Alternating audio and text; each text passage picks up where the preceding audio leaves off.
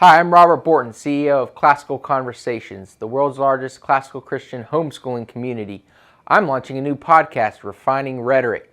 If you like cross politics or just listen to hear what crazy stuff they're saying today, you will enjoy Refining Rhetoric. You can find us on your favorite podcast platform. I practice the 15 tools of learning by interviewing great guests, looking at current events, and talking about cryptocurrency. Home. It's where you build your legacy, where traditions are started, seeds are planted, meals are shared, and stories are told. We are Chris and Natalie Carpenter, owners of Story Real Estate, and our team of top agents helps people find homes in Moscow, Idaho, and around the country. Have you thought about a move? Contact us to get connected with a top agent who shares your values and puts your family first. Or reach out to us about our Moscow relocation guide. Wherever you're looking to go, we can help you find home. Call us at Story Real Estate or visit us at storyrealestate.com and start building your legacy. Hey y'all, welcome to Cross Politic on the Fight Laugh Feast Network. Pastor Toby still traveling. Yeah. He'll be traveling. But Jared Longshore's back in the studio because we didn't give him enough words to say. Rod Martin was just talking away. He just hogging the mic the whole time. He did. Yeah, Chuck Knox, I'm the water boy. And we got David Shepard in the studio, former candidate for Senate in California. Former candidate. Thanks for having me. Yeah, thank you for joining us. What happened? They didn't want you? What happened? We'll get there. Hold on. I want to know. First, today's culture shifts like sand, but New St. Andrews College is established on Christ, the immovable rock. The college is a premier institution that forges evangelical leaders who don't fear or hate the world. Not rocket science these days. I mean, such a simple selling point. Guided by God's word, equipped with the genius of classical liberal arts and God-honoring wisdom with a faculty dedicated to academic rigor and to God's kingdom, New St. Andrews College offers an education that frees people. Logic, which is a hard thing to come by these days, and languages are hard work and joyful courage. Old books and godly professors. New St. Andrews College provides time-tested resources. Here comes some coffee. That can equip your students for any vocation. I almost read vacation, but you probably get a lot of vacations if you do well at NSA. I mean, in the future, Okay. Maybe I don't think that works. To find out more, visit nsa.edu. You know that coffee came from a student from NSA, so. Well, that's true. So it's good coffee. So here's the deal. Okay, Mayor Adams was in. We're gonna start with Adams. I want to talk with the Hershey. Oh, you want to talk about Hershey? Because I want to get it out the way. All right. This is painful. This is pretty tough. I don't want to. Let me just preface this that I don't think this is James O'Keefe masquerading on the inside here. I don't. Yeah. I don't. But Hershey's, chocolate company out of Pennsylvania. Staple. I didn't know they were in Pennsylvania. Yeah, Staple PA company. They ran an ad in Canada. I haven't seen this ad in the U.S. But this ad is it's on the internet. It might as well be in the U.S. It's on the internet, and it's Women's Month. That's what it is. March is Women's Month. You have Black History Month, and then you have Women's Month in March. And I never got the memo that March was Women's Month, but yeah. Okay. I but guess so. Anyways, roll the clip. My name is Faye Johnstone. I'm the executive director of Wisdom to Action. We can create a world where everyone is able to live in public space as their honest and authentic selves. See the woman changing how we see the future at Hershey's Canada. Yeah. Authentic. That was, for those who are listening and couldn't see, it was a man dressed as a woman. Leading the wisdom for, what was it? Wisdom for I don't know. authentic change or something? I'm just disappointed in Hershey's right now. So as is our rule here on the show. He ain't gonna melt your mouth, and I want to punch him in the face. I'm not touching that with a 10-foot pole. Okay, So melt in your mouth, not in your hands, punch, melt, boom, no. Okay, I had to explain it. That's my bad. So you've been here before, so you kind of have to take second seat on this one. Our guest, David, hasn't been here before, so you get first right of refusal if you want to answer or respond to this clip. What's up with all these chocolate companies? I mean, it was M&M's, right? And Oh, now that's it's right. Hershey's. That's right. Yeah. And it's like, what's up? I just want to eat chocolate. Yeah. Regular chocolate that's not branded woke, none of that. I just want chocolate. I mean, maybe we just have to buy locally and just, I don't know. You're a hater. Oh, I am. You're a hater. In certain regards. I absolutely I'm am. jaded in life, right? Absolutely. I just lost an election, so yeah. And you're taking it out on chocolate companies. I'm taking it out on chocolate from here on out. When you think about it, one of the things that you've seen the homosexual movement do, LGBTQ movement do, is use jamming. And I didn't think about it until you brought it up. What's amazing about chocolate? Everything. Chocolate tastes good. Yeah. You don't have bad chocolate. You just There's have not too many people who don't like chocolate in exactly. America. And then you have, you have chocolate. Matter of fact, I've heard that chocolate is one of the few things that when we go through a recession does not change. Like people actually buy more of it because they need. They're depressed a little bit, right? And so it makes sense that they're jamming you with something that's good, right? Something that you enjoy that's actually good taste, and I hear it has some good. It's depending on kind of chocolate you get. Don't take health experience. I mean, Starbucks kind of was doing this too. I mean, I feel like all these companies that are like, we know the consumers are going to have it no matter what, right? Like coffee, like you're not going to live without coffee. I'm drinking coffee right now. Right. It's 3:00 in the afternoon. I'm drinking coffee. I mean, chocolate you have all the time. Kids eat chocolate. I mean, it's just another form of just trying to jam you, right? Jam you. Yep. Yeah. So, that's really good. Think of all the men who've been platformed over women. All the men who've identified as women and have been platformed over women in their categories, So you had Bruce Jenner in the ESPY Awards. Woman of the Year. Woman of the Year. Vogue. Bruce Jenner was Vogue, front cover of Vogue magazine. And now you got this dude, a head of wisdom for authentic development or something at Hershey's. I forget the titles. Wisdom for something. And he's head over that. I mean, there's plenty more on the list. I can't think of any more right now. You took Pastor's spot. He was supposed. Pastor, you had second right of refusal if There you should choose, but Gabe is a rude host. I was magnifying the picture. That's what I was doing. You guys show some always very disturbing clips going up on this screen. We knew you were coming. You got there's multiple it's kind of like an Inception thing. You have like a problem. You have problems within problems within problems. The first thing is it just popped up on my calendar. This Women's Month. Yeah, March. This was the first time I've noticed it. I don't know if it just happened, if it's been Women's Month, if March has been Women's Month for many years, but it just popped up on my little Google was doing a better calendar. job marketing it. Popped up, and I thought, well, why the poor ladies only get 1 month, and the men get 11 months, and black people too. We only get 1 month too. 1 month. Yeah. We get 10 months. Well, I remember growing up having that problem. I was like, why do black people only get 1 month? So Jimmy Carter in 1980 issued the first presidential proclamation during the week of March 8th for National Women's History Week, and now it looks like it's turned into a month. Good old Yimmy. 1987 is declared National Women's History Week by Congress. Okay. Well, that's your first problem. Right. Why do we have a Women's Month, and why is there only 1 month? And we don't even get a women? holiday out of it.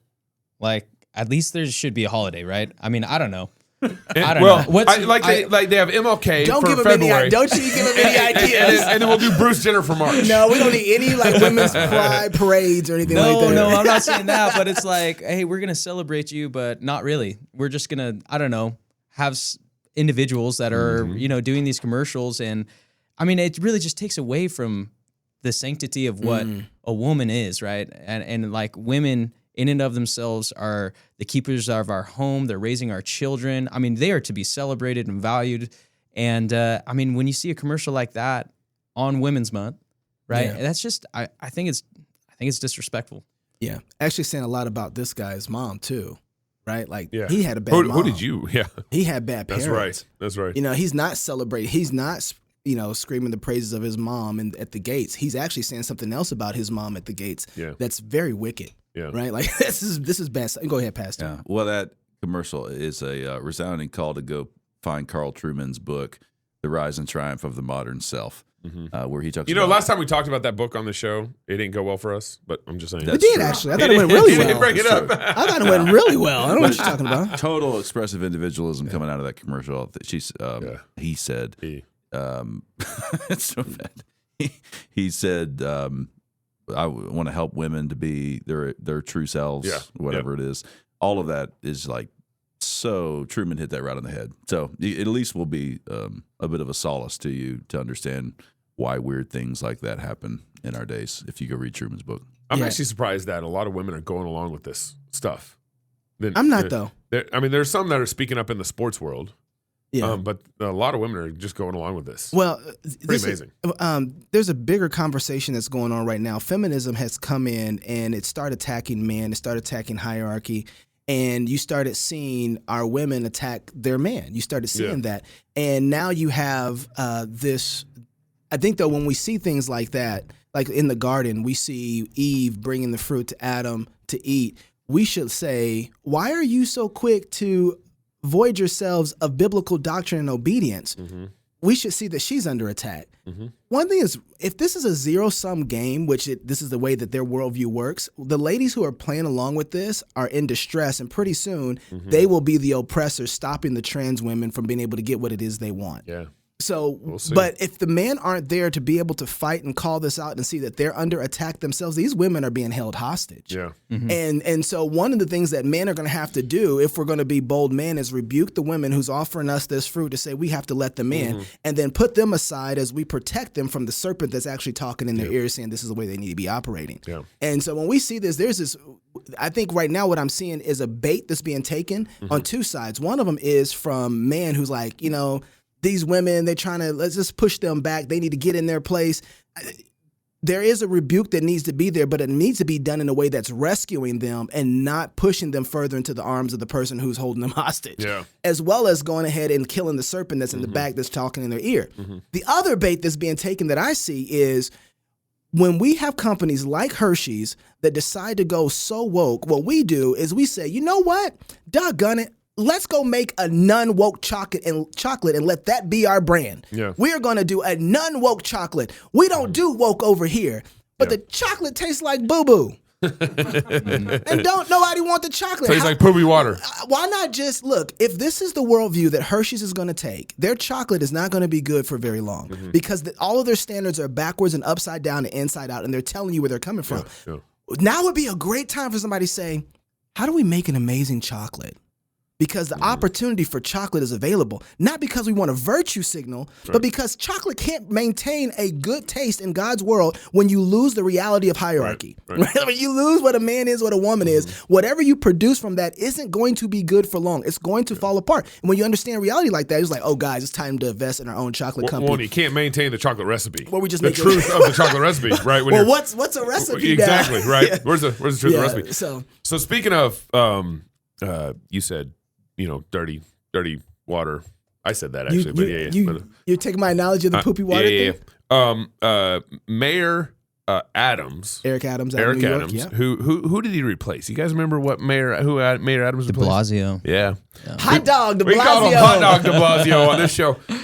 And remember Hot Dog, we should have brought this clip in. Remember Hot Dog De Blasio during the pandemic eating a burger and fries and saying, hey, if you get vaccinated, and he's munching in the mic. This is a good burger. We'll give you a free burger. It was tough for him because he had to fight against Cuomo, who was like, he was getting Emmys. Yeah. But he didn't even like a daytime Emmy. Cuomo won an honorary Emmy for how he handled the COVID pandemic. Yeah. Anyways, Mayor Adams, he's a black brother, and the dude can preach. He was at the you don't think so? Because you kind of looked at me like, no. The dude was at the interfaith prayer breakfast. Was this last week? He hosted it? Yeah, February 28th. And usually it's in March. So usually governors host some sort of prayer breakfast around March time. Our governor did it or is doing it this weekend or something. So it's kind of that time. Is ours interfaith too? No, ours is just a prayer breakfast. But I'm sure they tip the hat to interfaith. I don't know how they. I don't know how these governors not do it with their spineless backbones. But anyway, here's Mayor Adams preaching at this interfaith prayer breakfast in New York. The synagogue is the gym. The church is the gym. The Sikh temple is the gym. The mosque is the gym. You are there for training. You're not there to leave your best worship in the gym. Because if we are bringing our best fight in the ring, we would not have homeless in this city. We would not have a crisis of domestic violence. We would not have children, because when we took prayers out of schools, guns came into schools.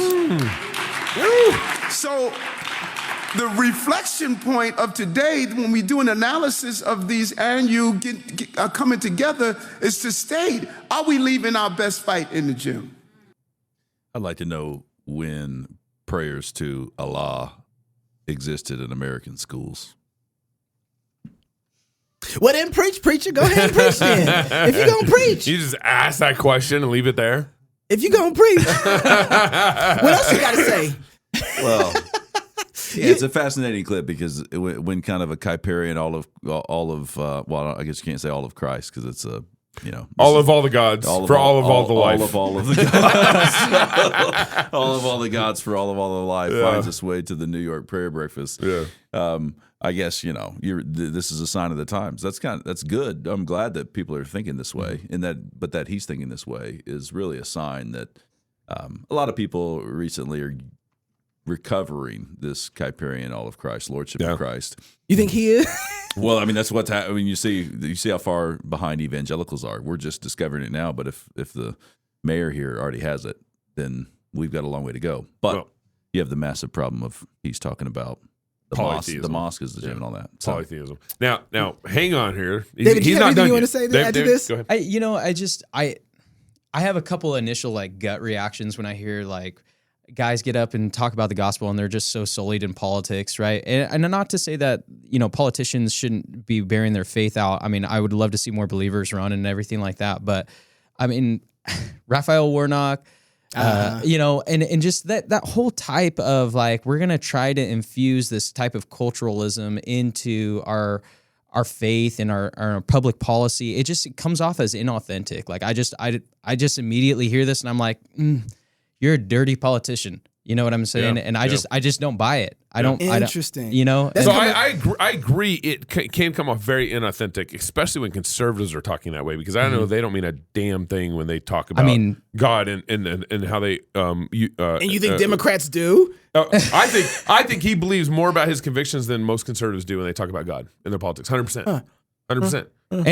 Because at least he's claiming, hey, well, actually, let's play a couple more videos to get to this point. All right. Well, we could find out quick if we went back to the book of Genesis. You all have the Ark, your events coming up at the Ark. Yeah. And we could go back to that time and consider Genesis 9, which says, man sheds blood, his blood shall be shed. Yeah. And since we're in the gym, we want to bring that Genesis 9 out of the gym. Yeah, we are talking about New York. Into New York. Yeah. We want to bring that principle out into New York and see if he's game for that.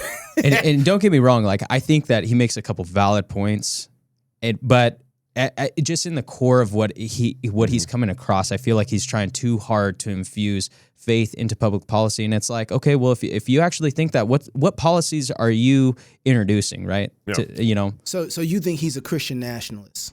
Negative. Negative, Ghostwriter. Negative. Wait, let him build on. Let's play a couple more clips. There's some more comments around this. Go ahead, roll next clip, Neil. We have abandoned the role of what it is to be a parent. And we have to be honest about it. Our children are getting up in the morning, on their way to school. They're stopping at the local bodega, and they get in gummy bears that's laced with cannabis, and they sit in the classroom and we're asking, why can't our children read and write? Why don't they behave? We are destroying our next generation. Destroying them. And we say over and over again, we need to build a world that's better for our children. No, we need to build children that's better for our world. He's not being authentic there? No, he is, but how do those gummies get on the street?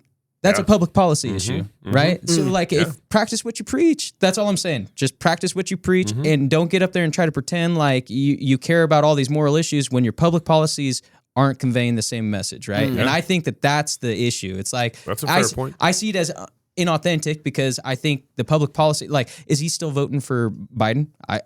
That border's open, right?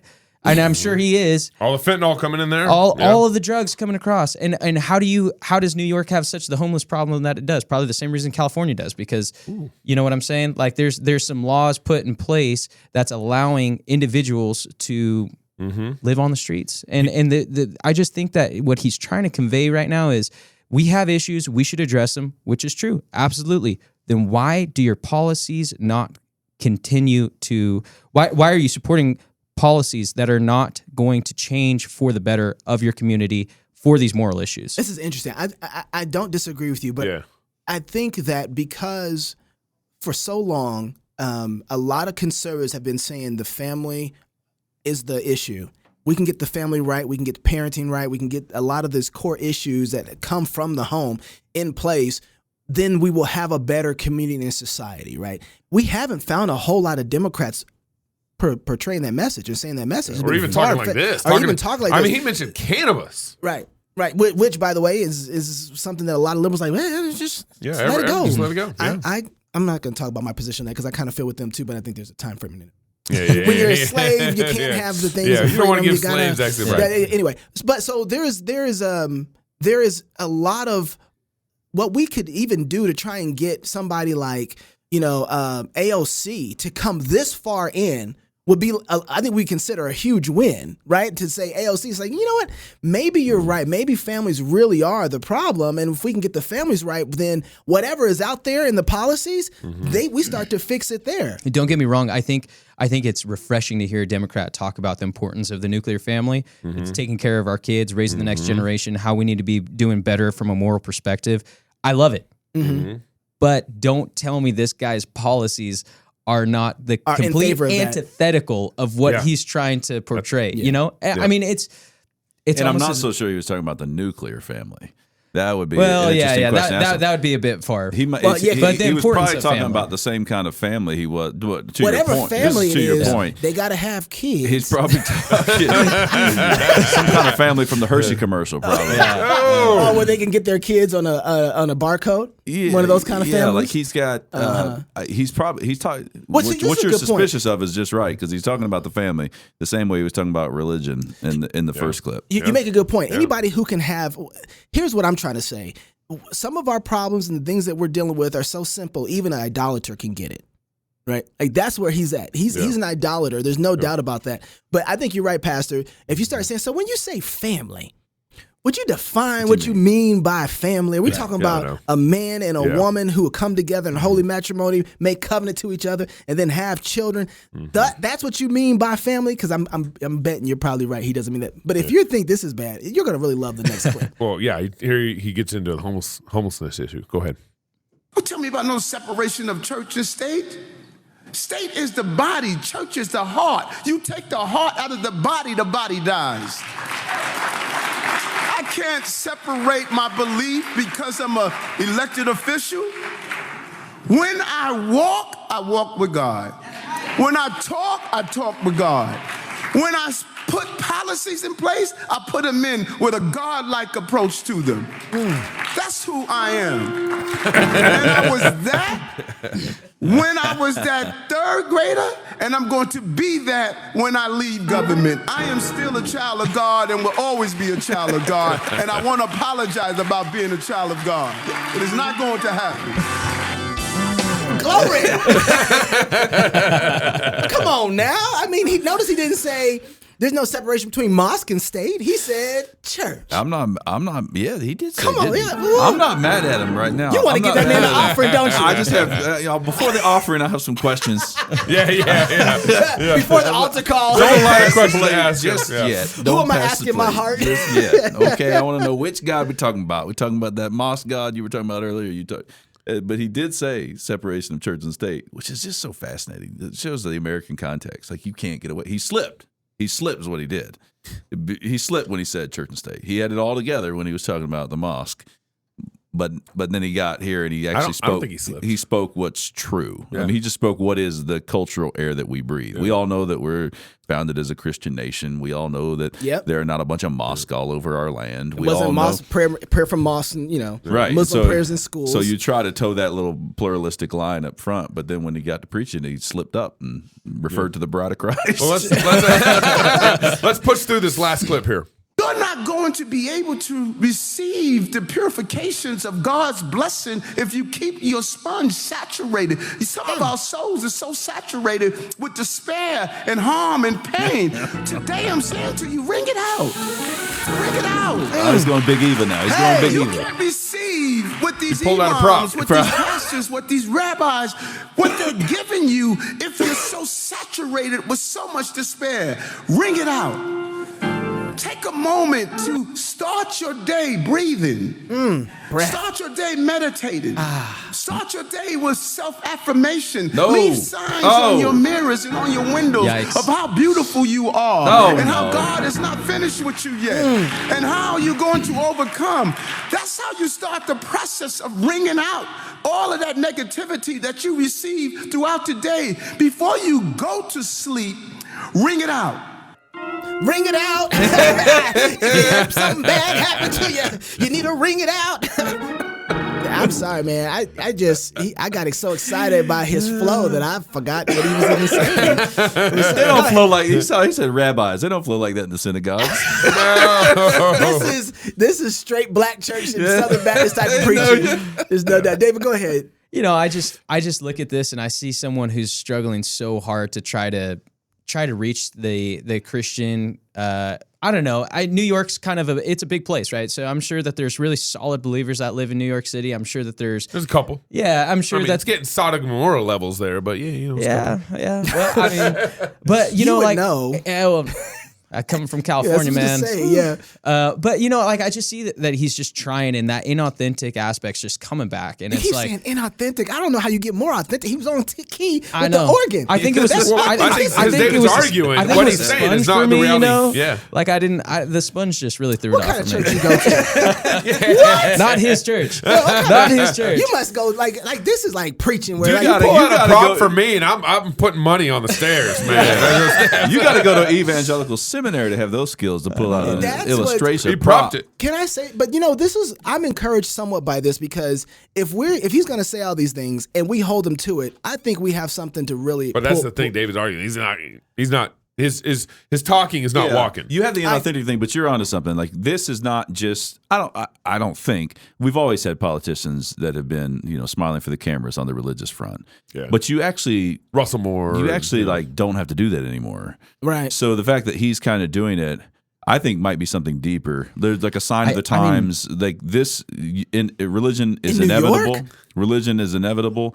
And it's kind of like this could be a little bubble. I'm not saying he's not. He's not being authentic. Or it's just that we live in like La La Land these days, where we turn on the TV and we see that Hershey's commercial, and we're like, "My gosh, what's happening?"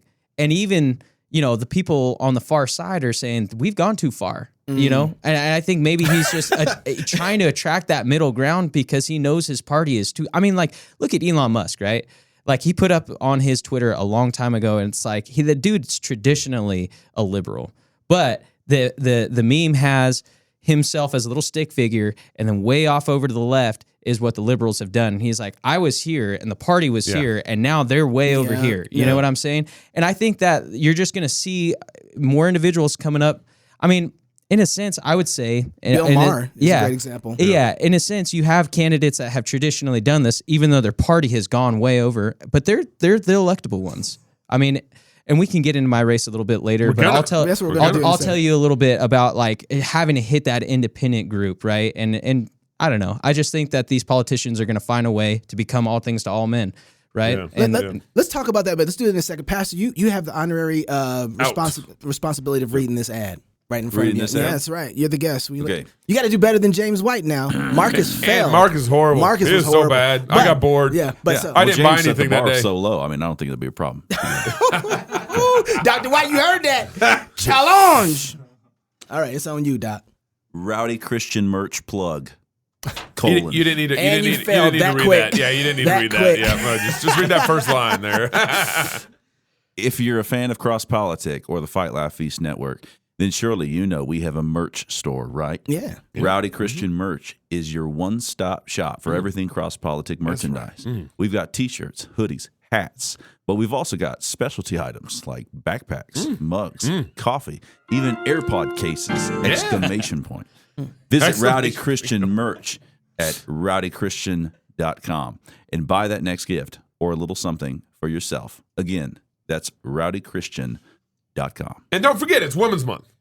You know, maybe we can get Eric Adams to read the ad next time. Yeah. He had way more energy and made me way more excited. The next gift. Yeah. A little something for yourself. Okay, I gotta turn you off because that was enough from you. All right, we're gonna talk to David Shepard backstage about his campaign. You don't want to miss it. So if you're single, get married. If you're married, have you some kids. And if you have kids, go baptize them. Until tomorrow, love God with all your heart, soul, mind, and strength. Love your neighbor as yourself. Go fight, laugh, and feast. This is Cross Politic. You baby baptizer, head wetter? You do any of that stuff? Just wondering. We study God's Word at music camp, and God commands us to sing to let His Word dwell in us richly in psalms, hymns, and spiritual songs. We're to worship Him musically. We're to proclaim His Word musically. And so we want to train up our students, our children, to be able to sing skillfully with music, to understand what they're doing. The Bible says sing with understanding. But it's all couched in studying God's Word, growing up as Christian worshipers. The default in our culture today is to be a music consumer. We are conditioned by the age we live in and the technology we have to be people who listen to music, and it's an important part of our life. But we have lost something that our forefathers knew, which was being active participants in music. It used to be if you wanted music, you had to make the music. And now we just press a button. But these students are learning through the course of their time at music camp not to be music consumers, but to be active participants in making music. So not only to learn how to sing well, how to understand music as it's written on a page and how it comes together in a group environment, but to be able to take those experiences and have them be the seeds that are planted for their involvement their whole life in the musical life of the church. We want these students to be the next wave of worshipers in the church who know how to sing to God.